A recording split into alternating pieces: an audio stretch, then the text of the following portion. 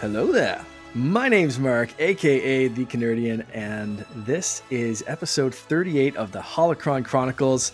Charlie's out this week, and we wish him, all the best in his travels and everything else, and he'll be back, I think, for the next episode. But I am lucky enough to be joined by another trusty co-pilot and someone that hopefully our listeners know from like Twitter and everywhere else. You know her there as Ali Graz. Alex, how you doing? Welcome to the show. Hi, I'm so excited to be here. I'm Excellent. doing great. I'm pumped to talk about Kenobi, as always. Yes. This is a bit of a departure from what we've been doing for a little bit. So we've been doing like the recap, rewatch stuff, going through the whole Skywalker saga and like all of the movies. And kind of doing like little recaps. And this one, we decided to take a break from that before we get into the sequels. So we'll be taking a little break through Kenobi and everything else, and then jumping back into the sequels. But for right now, we decided let's do kind of a lead up to Kenobi and talk about some important Kenobi stories that maybe not, were featured like in the movies or anything. Everyone knows like, episode 4, like, is a great introduction to, the ending of Kenobi and like, help me Obi-Wan Kenobi, you're my only hope. And then before we get the prequels and that's kind of going to lead directly into the show, we kind of get that in between time. But like, if you haven't seen the Clone Wars series, we wanted to kind of jump into that and then, and Rebels as well. So over the next couple of episodes, we're going to be talking about some very important arcs in Kenobi's story, and I'm super happy that you're able to join me for this. I am super excited. I love the Clone Wars. Clone Wars Obi might be my favorite Obi. It's like a tie between that and Revenge of the Sith Obi-Wan. But yeah. Clone Wars Obi-Wan is such a great character. Yeah, absolutely. The characters in the Clone Wars in general are so great because they have so much time to flesh them out. In a 2 hour or even a 2.5 hour long movie, you can only focus on one character for so long. And they did a fantastic job, I think, with what they were given. Especially Ewan McGregor has just brought so much energy to that character. But like, you're right on, like that, the way we got to know Kenobi and Anakin and everyone else in the Clone, but Kenobi especially, was really in depth and really brought a lot more to that character. And I said the same thing about even the Mandalorian. Quickly became one of, if not my absolute favorite character. But I think that's the benefit of having 2 seasons of a show, that you really get to know that character and spend time with that character. And that just helps that develop. Absolutely. The shows provide so much more than the movies can, and they really add depth to every single character. And I think that they better the movies. I always loved the prequels, but I had a greater appreciation for them after I started watching the Clone Wars. Absolutely. Yeah. Now, before we keep going on the Clone Wars and everything else, I want to get a little bit more into your Star Wars backstory. So let's get to know you as a character in Star Wars, or at least your origins in Star Wars. So how did you first get into the universe of Star Wars? Oh my God. It is a long journey. It's always been a part of my life because I have 2 older brothers, and they were kids when the prequels came out. I was born sometime around then. And so I just grew up having these older brothers who loved Star Wars. They got lightsaber making kits for Christmas. They would have battles in the backyard, but I didn't really understand it so much. Like, they would force me to watch the prequels, and I'd be like, I'm 4. This is great. I'm 4 years old. So I grew up knowing it, but I didn't really start watching it until high school, and into college. And I always liked it and appreciated it. And I want to say, like, around lockdown, I just really I dived into it because what else was I going to do? And that just planted the seed and my obsession grew. So it's always been in my life, but I wouldn't say it was until like 2020 that it became such a big part of my life. So you mentioned high school and you mentioned going back in lockdown. What was the drawback? Or was it just like, oh, these, Blu-rays or DVDs or whatever are here? Was it like, I guess I got Disney Plus? Oh, Star Wars, right? I remember watching that with my brothers. Like, what was it that brought you back? God, I don't even know. It was like a switch went off in my brain. We did get Disney Plus, so I had a lot of access to it. That tab just stares at you, right? It's just like Star Wars. It's like Disney, Pixar, Star Wars, Marvel, and it just like you got to explore all the tabs, right? Absolutely. And I think I also just regressed a little bit into my high school self while I was in lockdown because I was suddenly thrust home from college and like back in my childhood bedroom, back living with my parents. And I was like, might as well become my 16, 17-year-old persona again. Right.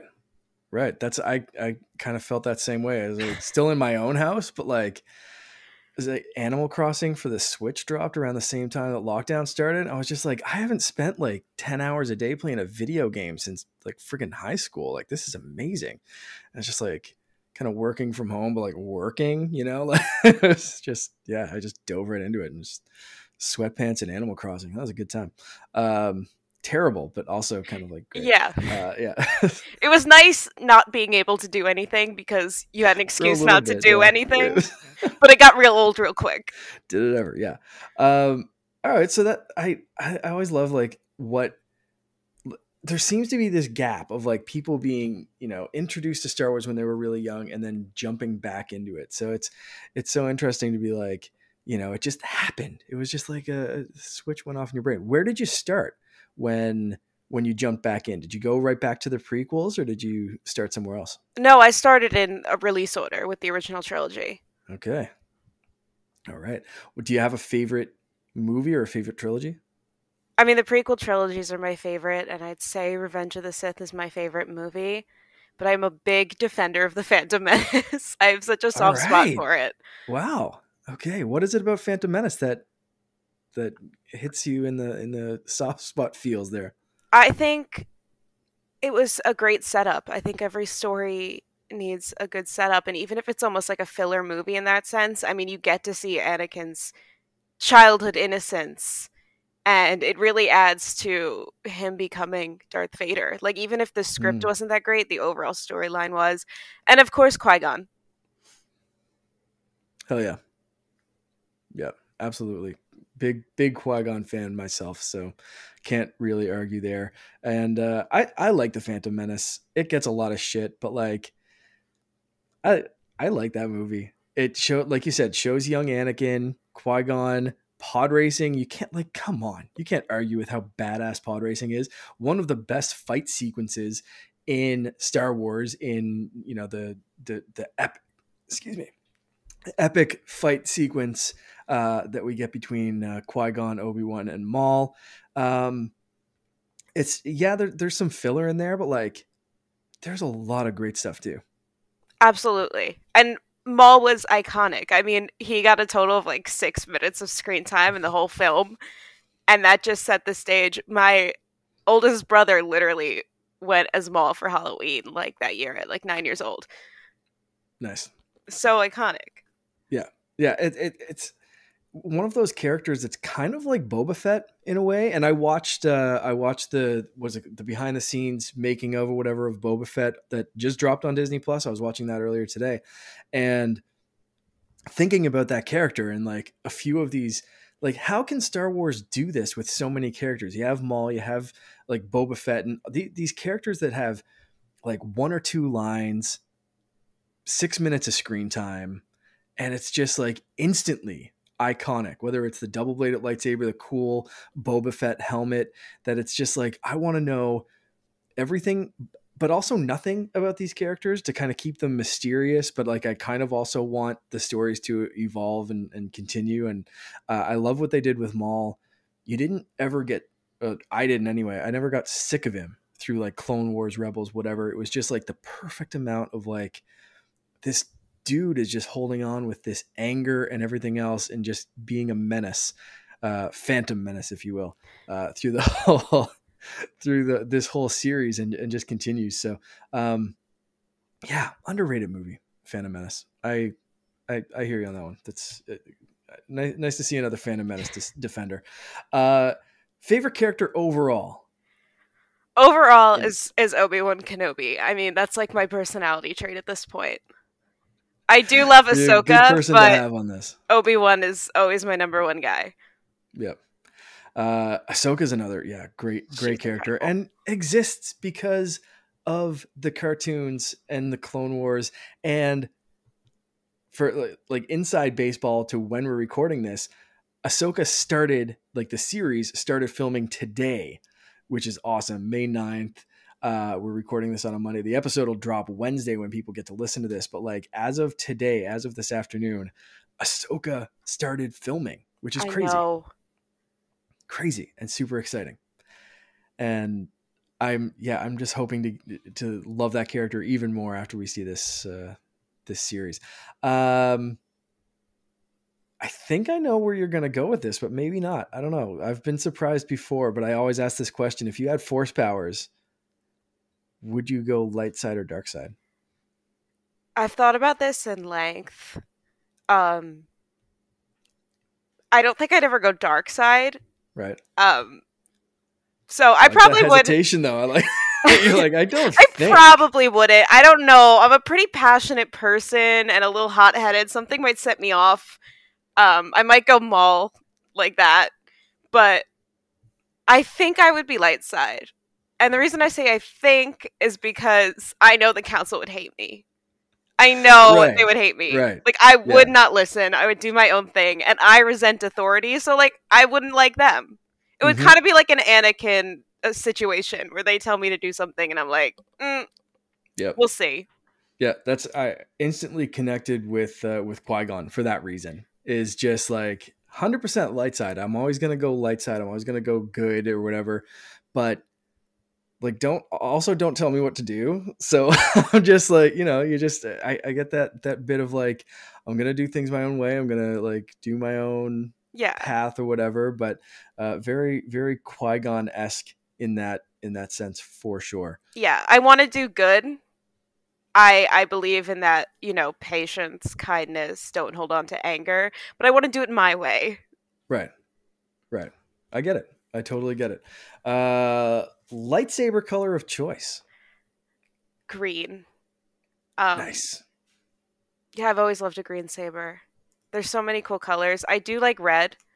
I think it's because red and green are my favorite colors. Okay. But probably, green, because I'd be on the light side, so. Yeah. I was going to say, you can't get that red if you're going to stick to light side, so you might have to go Maul for a little bit. But then you could heal a red crystal, and that's how you get the white sabers like Ahsoka has. That's true. So some options there for you if you ever do you go to the dark side and then want to come back.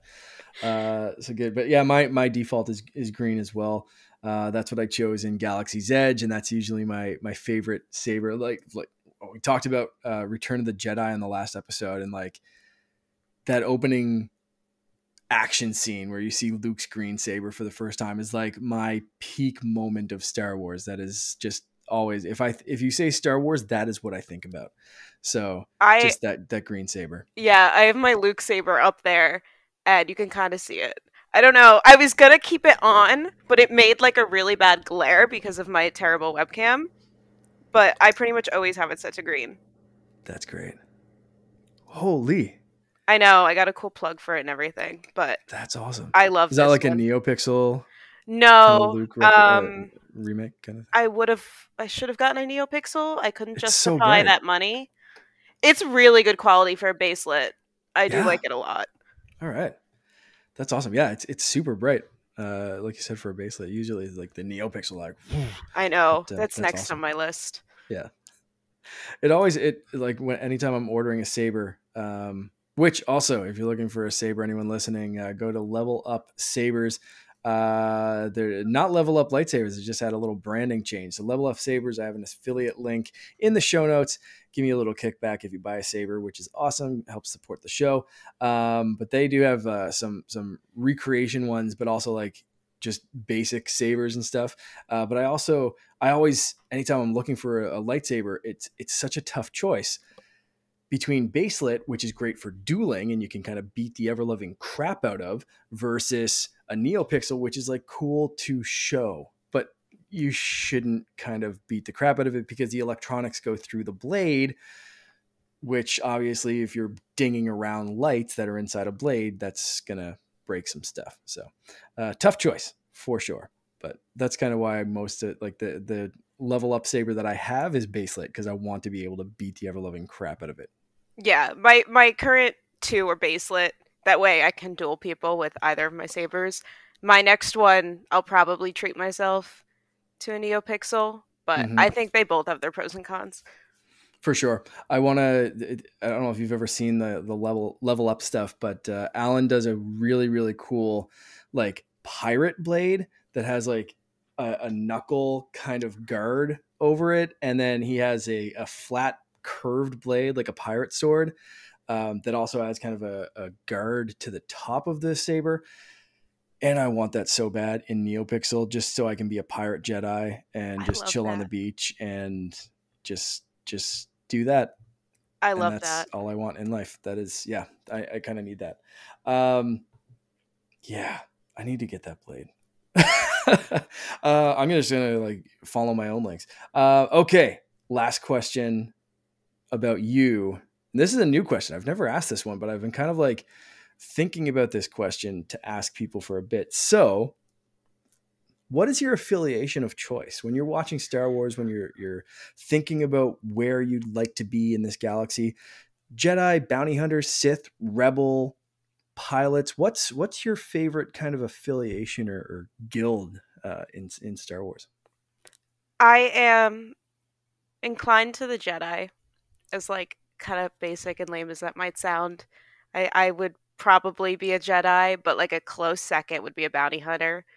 Just because I think it'd be cool to hang around. People pay me to kill somebody, I do it, and then I just go back to hanging around. And that's my life. I like that. I mean, I literally just said I'd love to be a pirate Jedi. So hanging with Hondo Ohnaka and doing I would love to hang with Hondo every day. 100%. Yeah, definitely. Like you want to like ask me a Star Wars drinking buddy or something like that. Like Hondo. Actually, every day. I mean, when we were introduced to Hondo in the Clone Wars, he kind of did spike Anakin and Obi-Wan's drinks. So right. I don't know if I would consider him a great drinking buddy. I don't know if I can trust him. That's a solid point. I'll hold my drink close, but I'll drink with him. I'll pour my own drink, but I want to be in the room while he's also having a drink. That's there. I'm glad we got that clarification. Awesome. Well, I'm glad we got to know a little bit more about Alex and your introduction to Star Wars. So thank you for sharing all that stuff with us. Of course. Next, we can't have a Star Wars episode of an episode of a Star Wars podcast without talking about some stuff that happened on May the 4th. We didn't have an episode for May the 4th, so this is kind of our catch up. We've had a few days, like I said before, it's the 9th while we're recording this. So we've had a few days to kind of like go over the announcements, see what's up. So a couple of quick like highlights. There were some trailers announced, the Skywalker Sound like mini documentary about like the Apple computers and whatever, you know, the integration there of like how iconic sounds are made. Ton of merch, just a bunch of things. I think 2 different legacy sabers were announced as well. So ton of stuff. I'm sure every other Star Wars podcast and every news site and whatever has gone over everything. So I don't want to go over everything in detail, but what were maybe like 1 or 2 of your highlights for what was announced?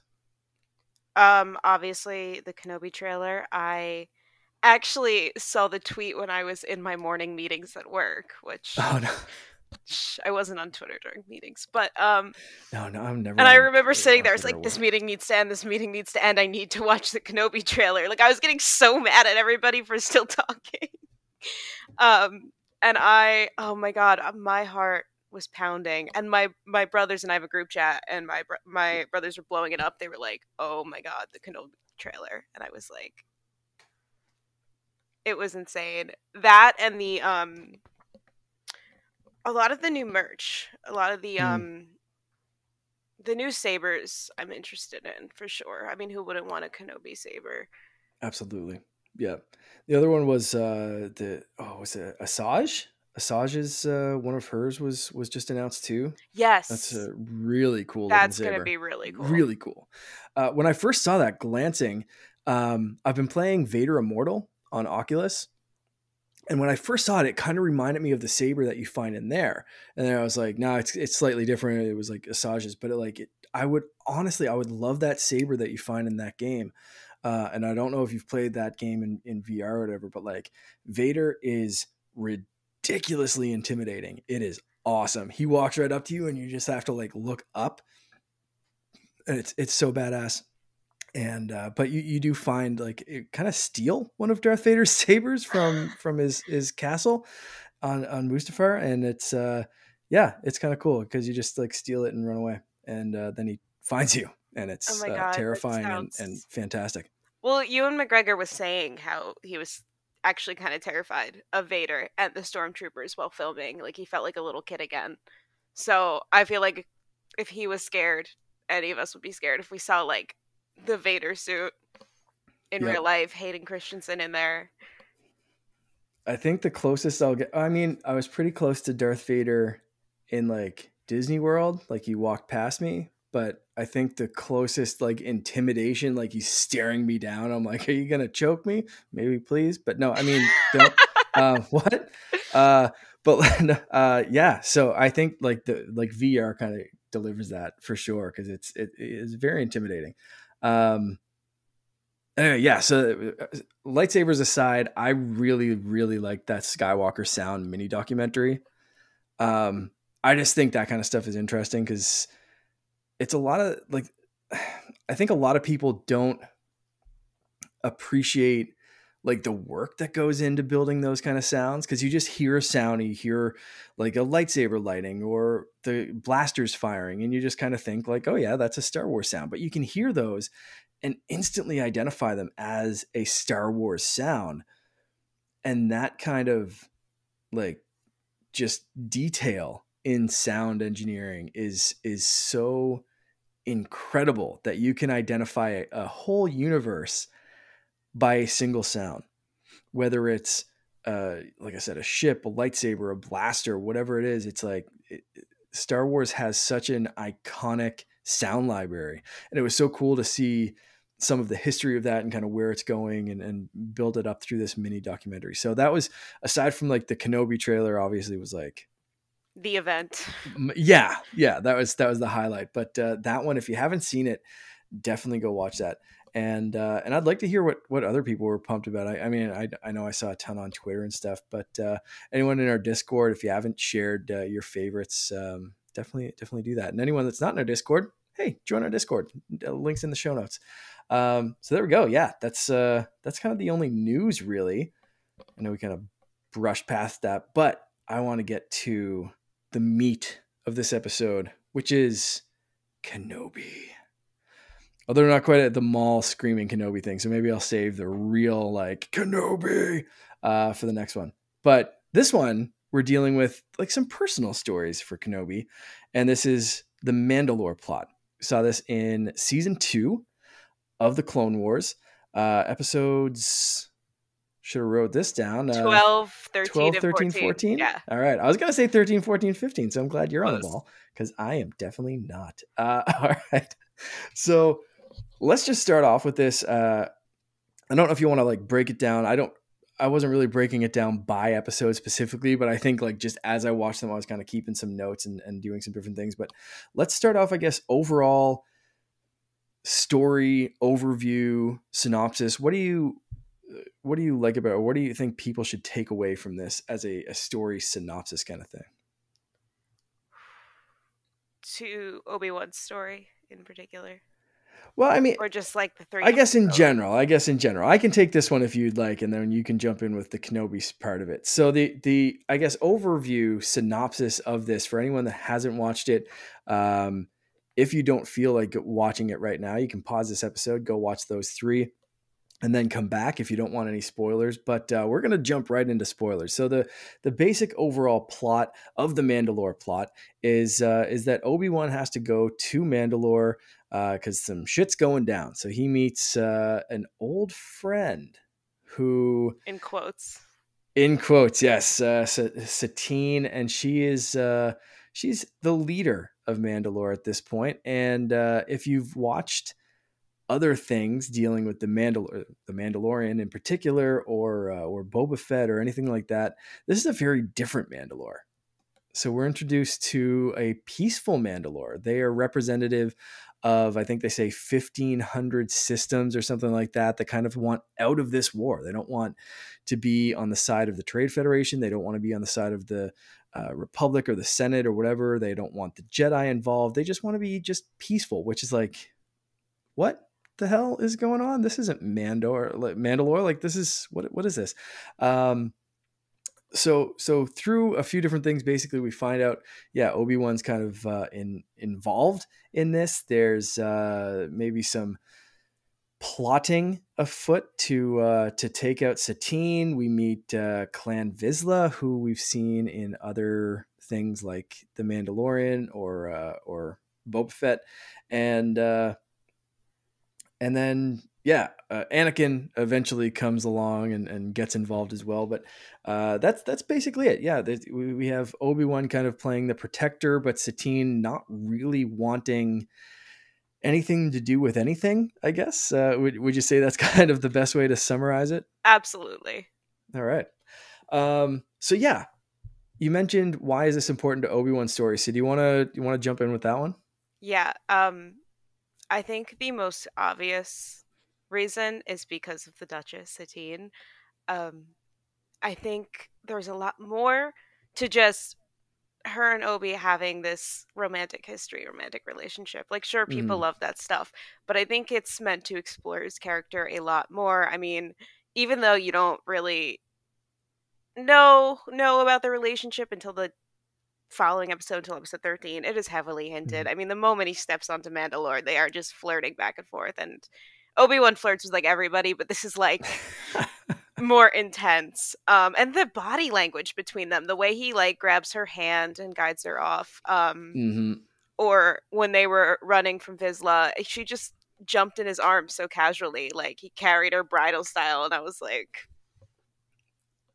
Obi doesn't do that with people. That's a little but I think it was so interesting and so important to his story, because I feel like as we've known Obi, he's been presented as the perfect Jedi and a stickler for the code. So to see him have this prior relationship to somebody and to confess to Anakin that, like, yes, I had feelings for her and I had to choose between her and the Order, and it was difficult. I wasn't, his loyalty to the Order wasn't 100% as a Padawan, and it's probably like 90%, but still. Yeah. And yeah, we find out, and to give people further context of how deep that is, we find out that Qui-Gon and Obi-Wan spent a year on Mandalore with her, running, trying to keep her safe. He said something along the lines of, like, living kind of day by day, hand to mouth, not really knowing what was going on at any given point or who was coming after them. It was just basically move for a full year of just closeness with this person. So yeah, one hell of a history. Absolutely. And to see, I guess, a vulnerable side of Obi-Wan. I mean, he said to her that he would have left the Order if she asked. And it's definitely a side of Obi-Wan that I think a lot of us were unfamiliar with. I was very unfamiliar with this part of Obi-Wan, and I really liked it. Because he was a character that you always knew had a lot of love in his heart. But in this setting, it kind of showed that Obi-Wan wasn't the perfect Jedi. He was the ideal Jedi, in my opinion, but he wasn't perfect in the eyes of the Council and in the Jedi Code.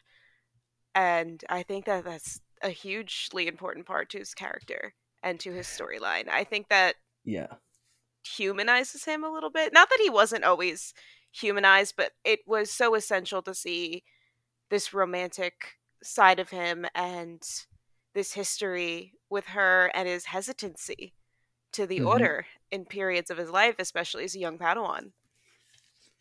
And you start to understand why he could turn the other way when Anakin and Padme were going through similar stuff, or he could at Absolutely. least understand, he knew the entire time. There's no way he didn't know what was going on. He's, like you said, Absolutely. one of the best Jedi out there. It was just very, very obvious. But you get things in this, and the writers had no problem, whether it was coming from Obi-Wan or someone else. The writers of this episode or this arc had no problem throwing the Jedi under the bus, even with Yoda. There's lines like, but Yoda, referring to Yoda, but he usually leaves out the undercurrent of remorse when they're talking about Jedi not forming attachments. Like you said, the line, had you said the word, I would have left the Jedi Order. Obi-Wan saying that to Satine 100% always kills me, because you think at that point that one of them is going to die, and you know that Obi-Wan's in the next episode in the next movie, so you think at that point it's probably going to be her. Yeah. Doesn't happen at that moment, but yeah, like there's such a history there, and there's such it grounds him. Absolutely. Like you said, right? You understand that, okay, this isn't an infallible Jedi. Like, this guy knows what attachments are. He eventually kind of got over them or moved on or stuck with the Order, but you can tell there's still a lot of remorse there. Absolutely. And it's I think it parallels Anakin in a way. Oh yeah. It just shows as to where Obi-Wan made his choice. Anakin never did. Mm-hmm. He tried to have both, and that contributed to his downfall. Yeah, definitely. That it was, but at the same time, I have to wonder if, maybe it was the having both, but like, Obi-Wan would have been saved so much heartache if he had just left.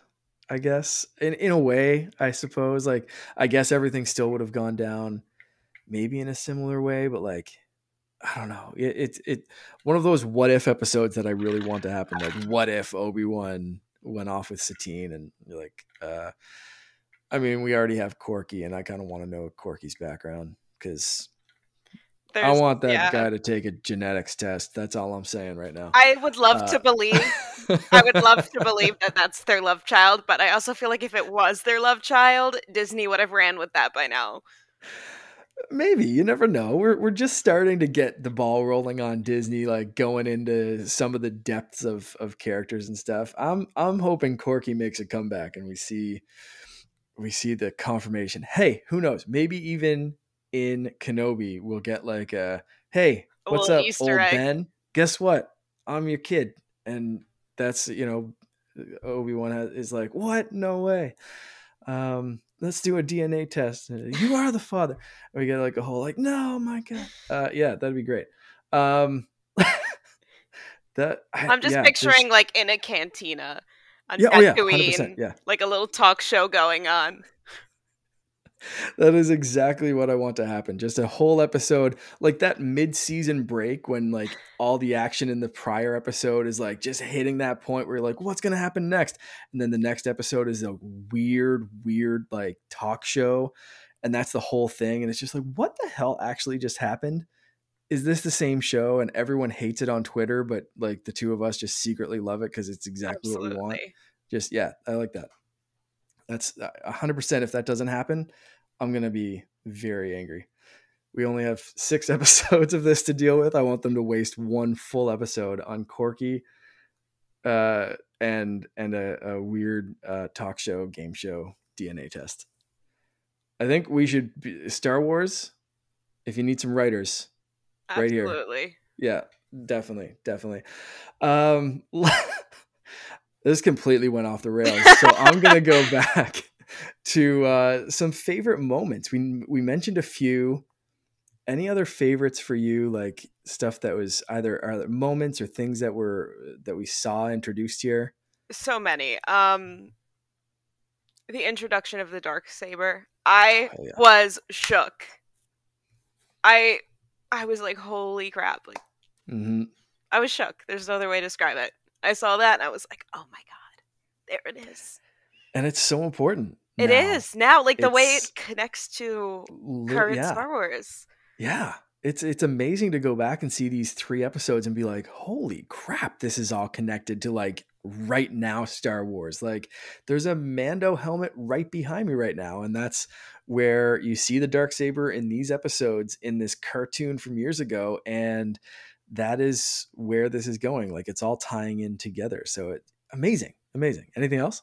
One of my favorite quotes of these 3 episodes was when Satine introduces General Kenobi as, I presume you're acquainted with the collection of half-truths and hyperboles that is Obi-Wan Kenobi. Incredible introduction. Yeah. You cannot, like, just so cutting instantly, and just tells you everything you need to know about her thoughts on Kenobi, her thoughts on maybe the entire Jedi Order, because if he's the perfect Jedi, or at least a model Jedi, like 100%, like, you know, everything you need to know about this character and her feelings in that biting, incredible line. So perfect. Absolutely. And that entire episode, one of my favorite things was just Anakin lurking in the background, like, knows what's going on. Mm-hmm. Teasing Obi-Wan. Just has that look on his face. I love that. Yep. Speaking of Anakin, one of my favorite scenes, favorite moments, just because of what it kind of foreshadows in this, is you do, like you said, you get this playful Anakin, in a sense of like shame, I know your name, like, you know, that kind of Anakin of like, I know what's going on, like, all right, cool, you ignore what I'm doing with Padme, I'll ignore what's going on here. But then at the same time, you have this Anakin who has zero problem just shish kebabbing some dude from behind, cold blood, and it's this epic standoff. And then it just, like, yes, that was the outcome that kind of needed to happen. This guy needed to die, but Anakin just did it. And it was just no like hesitation through the chest. Zero hesitation, straight through the chest. And afterwards was just kind of like, yeah, okay, cool. Absolutely. You guys want shawarma? Like, what? I think about that all the time. Like, I think about that scene at least once a week. And partially because of Obi-Wan's reaction, where he was just like, you expected more of a scolding. He was just like, Anakin, probably shouldn't have done that. And I'm like, we're just gonna let that go, Obi? Of all the things you've yelled at Anakin for, we're just gonna let it go that he, no hesitation, stabbed a man through the chest like that? I mean, that is not the Jedi way. Mm-hmm. And I did think that was a bit foreshadowing. And when I went back and rewatched that episode, I swear on my life, like, I replayed this scene 3 times as Merrick's body falls to the ground.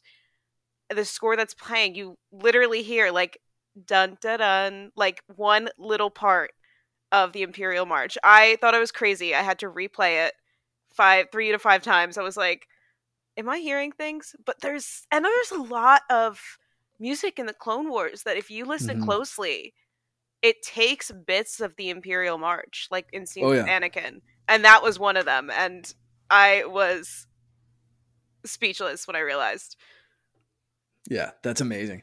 I love that you picked up on that, because I certainly didn't on this rewatch that I just did for these episodes. So I'm really, really happy that you did that and you caught that, because there are a lot of instances, whether it's in Clone Wars or through Star Wars, that you get those hints, and they're so good with music. And I can't wait to hear what they do with the Kenobi music. Apparently it was perfect and written in like 2 weeks. And John Williams came back to the theme song. I cannot wait. Amazing. Yeah, so good. But yeah, I love those little hints at like, okay, everything's fun and playful now, but like, don't forget, this guy's going to be Darth Vader. He's going to come for you. Like, it's so heartbreaking. I know. And that's why I want to forget. Just pain all the time. Just pain. As soon as you start to have fun, it's just like, but remember, pain's coming. I don't It's know what such you're a talking about. Anakin is on Naboo with his wife and kids. I just saw right, of him. course. Like, Yeah, no, it's great. It's great. Um, yeah, there are so many great things. I'm just trying to look through my notes, but until yeah, you know what? I'm just going to move on to the next question that I have here, which is, do you think we're going to see threads of this pop up in Kenobi, aside from obviously our Corky episode?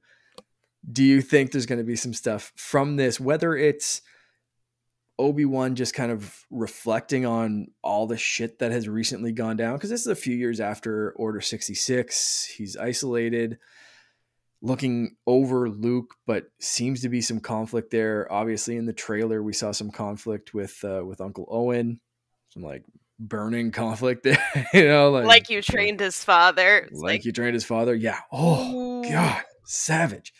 So do you think we're gonna see any of this, like a reflection on should I have left the order, reflection on the stuff that happened on Mandalore? Is anything from this arc going to come back and haunt or bite him in the ass, or are we going to see this at all? Possibly, um, because he does blame himself for Anakin's downfall, and I think there's a part of him that might think, if I left the Order, none of this would have happened. We're gonna get Clone Wars flashbacks. That's confirmed, and Mandalore played such a crucial role in the Clone Wars that I wouldn't be surprised, but I don't know for sure. Like, we'll definitely get those Clone Wars flashbacks. If any of them will include Mandalore. The Kenobi book I'm reading, he talks to Qui-Gon a bit, and he does bring up Satine, so maybe they'll do something like that in the Hmm. series. I'd be surprised if we saw her in a flashback, though. I don't think I'm expecting Ooh, that, yeah, that'd be interesting. but That'd be very interesting. Yeah, I I don't think I'm expecting that either, but it would be cool. also, with the way so many of these shows. I mean, you have The Mandalorian, and then you have the Book of Boba Fett, which was like another season of The Mandalorian. I wouldn't Essentially, yeah. be surprised if they try to contribute a little bit of Mandalore. Just it's got to keep up with the theme. Yeah, absolutely, absolutely. And that was going to be my next question. Do you think we're going to see this in other bits of Star Wars? And I think you answered that, and I think we've been talking about that a little bit of like that is modern Star Wars in a lot. Like the threads that started in this arc, whether they connect directly to the Kenobi series or they just get continued in stuff like Mandalorian, Book of Boba Fett, wherever else that stuff goes. Even Ahsoka, we might see some hints of that kind of stuff because of the ghost crew that I'm expecting to be possibly in there.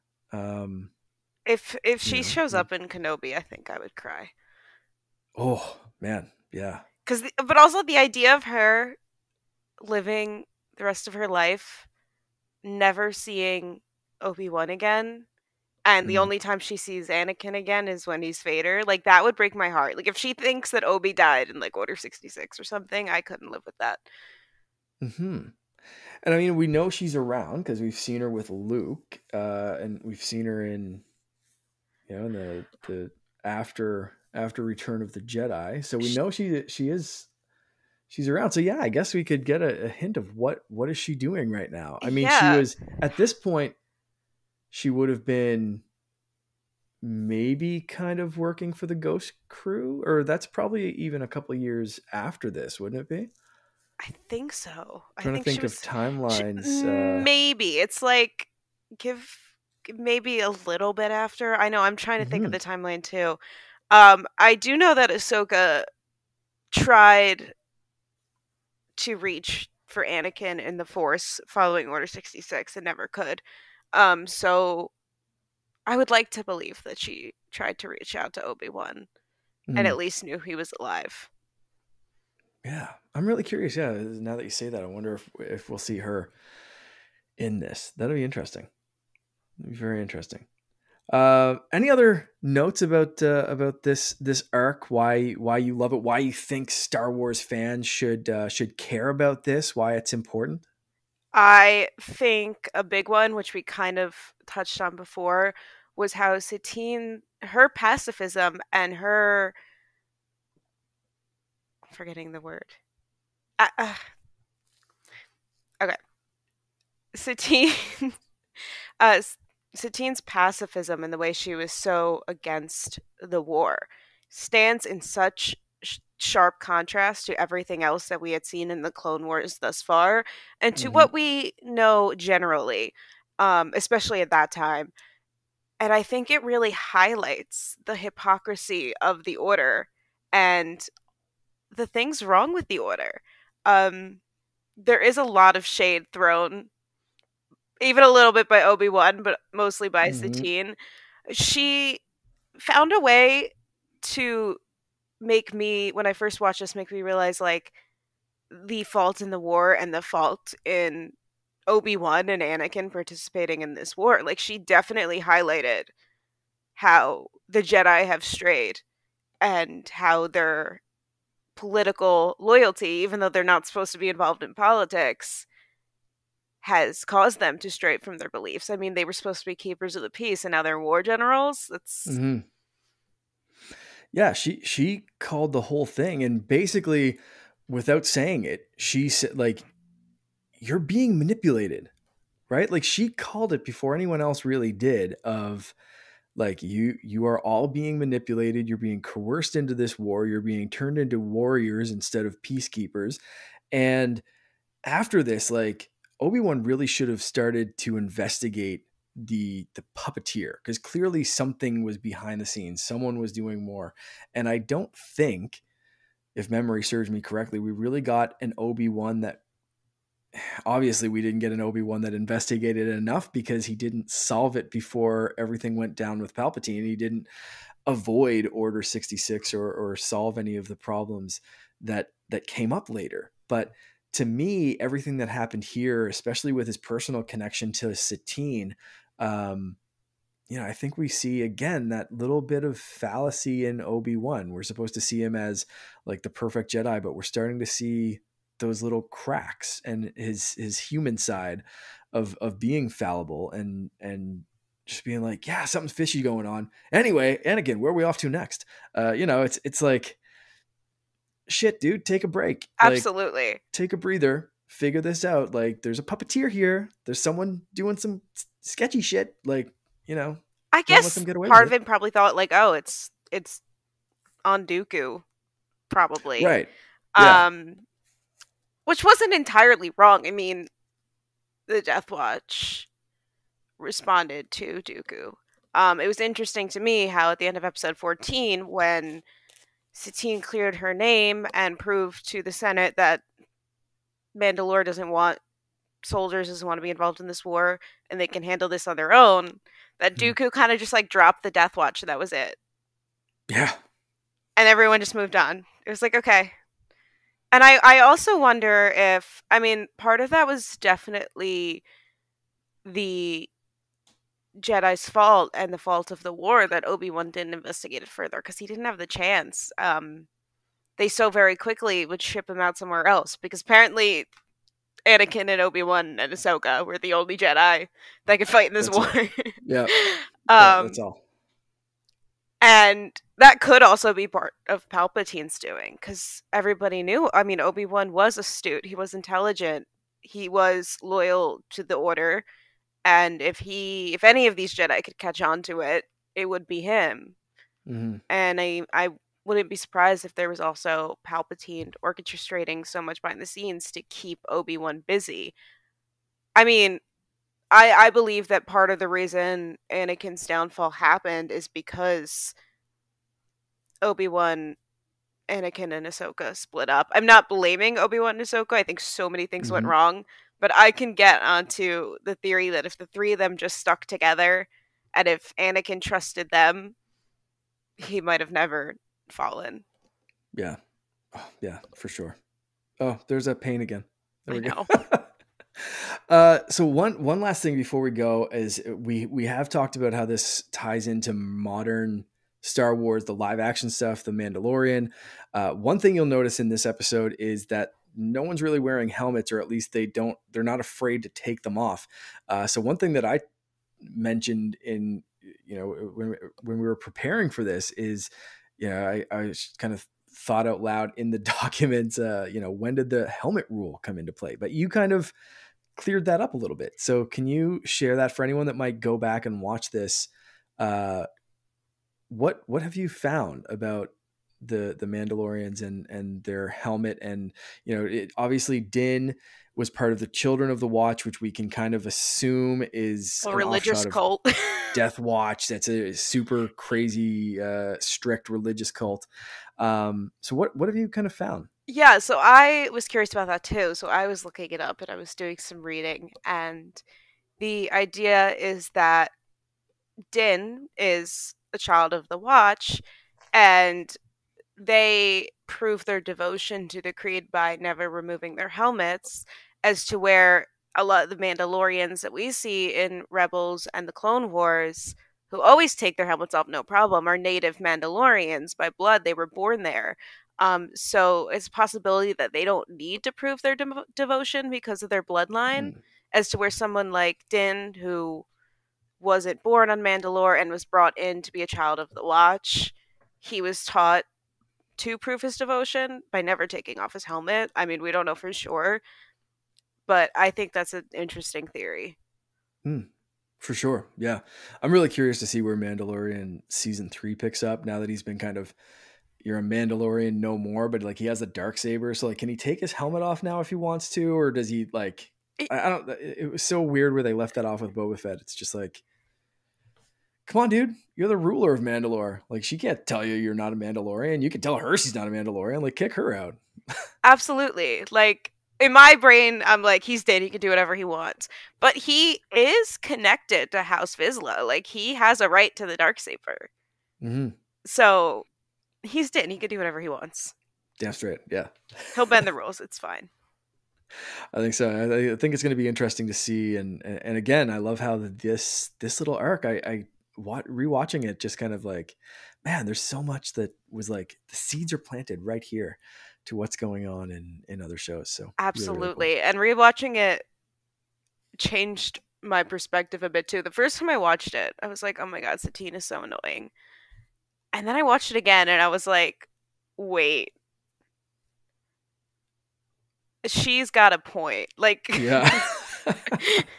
She kind of knows what's the going first on. time I was so blindly loyal to the Jedi and to Obi-Wan and Anakin that I was like, shut up, Satine. And then I watched it again and I was like, Yeah. oh, you know what? I admire this woman. She's got a point. I take back what I said. She knows what's going on. Like I said, she sees right through the bullshit. She cuts right through the bullshit. And yeah, I'll tell you, man, she's very convincing in her convictions, to the point where, she told Obi-Wan to shave his beard, and I'm like, man, maybe I should shave. I don't know. That's she's convincing. I She's got a disagree. little I face. agree with her taste in men. I think she's got great taste in men. I think she has terrible taste in facial hair. I think everyone looks better with the beard, personally. Satine All right, girl, well, I that's don't know. good to know. Yeah, yeah, good to know. Team beard. That's good. I did shave while I had COVID. I shaved for the first time in like a couple of years. So now this is like a few weeks grown back. I'm like, yeah, there it is. All right, I'm back. Got to keep So you yeah, warm up in Canada. exactly. I'm very much looking forward to the summer. But I think that's about it before we start talking about the weather. That is a good place to wrap up. So Alex, thank you so much for joining me. This is a great chat to get to know a little bit more about Kenobi before his show comes out. Can you please tell people where they can find you on the internet? Of course. You can find me on Twitter, TikTok, and Twitch under Alligraz, Alligraz, and on Instagram as Alex Graziano. Somebody else took Alligraz. I'm really upset about it. I want We're it gonna back. get those people. Yeah, But for sure. We'll come after them. and on my Twitter and stuff, I have a card with my links to everything as well. So excellent. I'll provide some show note links as well, so people can just click there and find all your links as well. So once again, yeah, thank you so much for coming on. This was awesome. Thank you for having me. It was a lot of fun. I would love to do it again. Excellent. Yeah, we'll definitely have you back for sure. So for Charlie and myself, you can find us. Charlie is the C3, but you have to spell it all out. So CEETHREE. I am at @the_Canardian on Instagram, Twitter, Twitch, TikTok, pretty much everywhere. I think I got that one. And I always think of changing it, and I'm like, nah, that's too much hassle. It's everywhere. And you can find everything that the Secret Friends do over at secretfriendsunite.com or at secretfriendsu on Twitter. Thank you so much for listening. Rex, play us out. This podcast is part of the Secret Friends Unite podcasting network. Visit secretfriendsunite.com for more great shows, articles, news, reviews, and more. Secret Friends Unite podcasts are available on Apple, Google, Spotify, and other podcast services around the world. If you'd like to be part of the conversation, you can join us on Facebook or our new Discord server, or follow at Secret Friends U on Twitter. Please subscribe to Secret Friends Unite on YouTube and visit our merch store at tpublic.com. Just search Secret Friends Unite. Thanks for listening.